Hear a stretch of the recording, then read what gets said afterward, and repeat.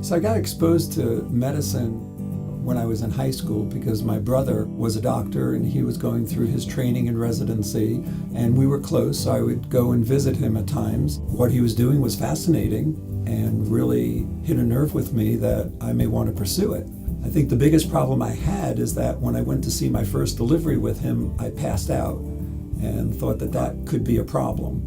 But luckily, I got through that and I never passed out again during a delivery. And it's been exactly what I always hoped and thought it would be in my life. My approach to improving women's health care is to truly listen to why the woman is there and what her problem is, and to try to get beyond just the words that she's telling me, and to try to find out if there are other things that are really underlying what she's talking about and how much of an impact it's having in her life, and try to address those issues. A lot of time I feel that women, when they come in with problems, truly don't say what's bothering them. They'll just superficially say a problem and brush it off a lot.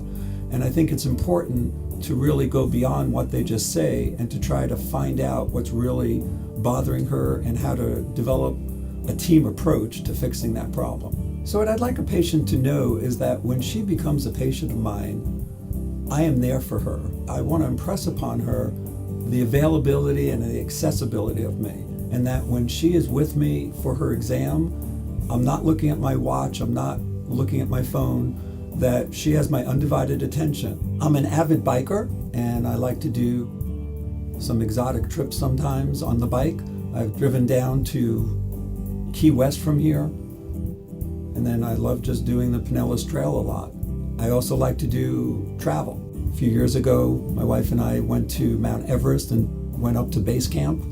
And then last summer, my family and I went to Mount Kilimanjaro in Africa, which is the highest mountain in the world, and climbed that.